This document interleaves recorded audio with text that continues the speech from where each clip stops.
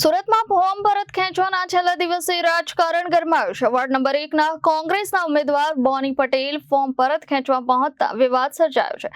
કોંગ્રેસ દ્વારા ભાજપ અને પોલીસ પર ગંભીર આક્ષેપો કરવામાં આવ્યા છે। સુરતમાં ફોર્મ પરત ખેંચવાના છેલ્લા દિવસે રાજકારણ ગરમાયું છે। વોર્ડ નંબર 1ના કોંગ્રેસના ઉમેદવાર બોની પટેલ ફોર્મ પરત ખેંચવા કલેક્ટર કચેરી પહોંચ્યા હતા। કોંગ્રેસના શહેર પ્રમુખ સહિત કોંગ્રેસના ઉમેદવારો પણ કલેક્ટર કચેરી પહોંચ્યા હતા।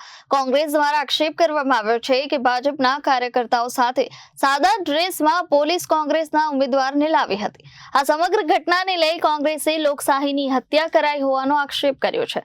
કલેક્ટર કચેરી ખાતે મોટી સંખ્યામાં કોંગ્રેસના પ્રમુખ સહિત કાર્યકર્તાઓ દોડી આવ્યા હતા। આ ઘટનાને લઈ રાજકીય માહોલ ગરમાયો છે અને મામલો વધુ તંગ બન્યો છે।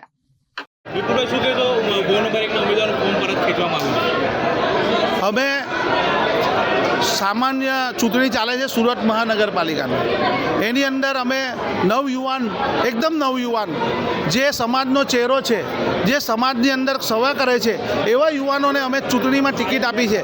ત્યારે એનાથી ગભરાઈ આ શક્તિશાળી વિશ્વની મોટી પાર્ટી કહેવાતી ભારતીય જનતા પાર્ટી એક નાના અમથા યુવાનથી ડરી અને એના ઘરે મોટા મોટા નેતાઓ સમાજના લોકોને ધરાવી ધમકાવી અને એ છોકરાને અહીંયા ફોર્મ ખેંચવા બોલાવે છે।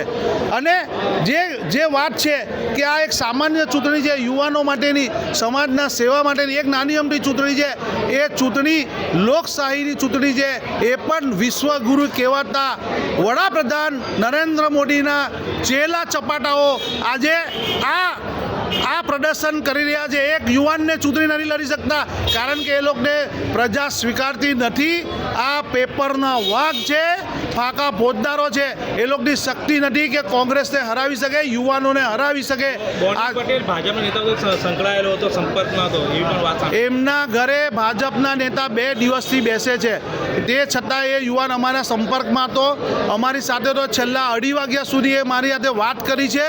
અને ત્યાર પછી જ્યારે ખૂબ જ એમના નેતાઓ અને પોલીસ ફોર્સ બધા મળીને એ યુવાનને અહીંયાથી ઉચકીને લાવી કિડનેપ કરી અને એનું ફોર્મ ખેંચાયું છે। પોલીસ સાથે ઉપર ચૂંટણી ઘર્ષણ સર્જાયું। જ્યારે 3 વાગ્યાનો સમય હોય, કોઈ પણ રાજકીય પક્ષ અંદર જઈ શકે છે, પણ જ્યારે બોનીને અંદર લઈ ગઈ પોલીસ ને બીજેપીના કાર્યકર્તાઓ, તો કોંગ્રેસના એક પણ કાર્યકર્તાને અંદર જવા નહીં દીધા, અમને અમારા બીજા કામ માટે નહીં જવા દીધા અને આખી ચૂંટણી કમિશનરની ઓફિસને બંધક બનાવી દીધી, કિલ્લાબંધી કરી દીધી। હથિયાર સાથે પોલીસ, સાદા ડ્રેસના પોલીસોએ અમને અંદર નહીં જવા દીધા અને ચૂંટણી પંચને પણ મજાક બનાવી દીધું। આ ભારતીય જનતા પાર્ટીનો ખેલ છે।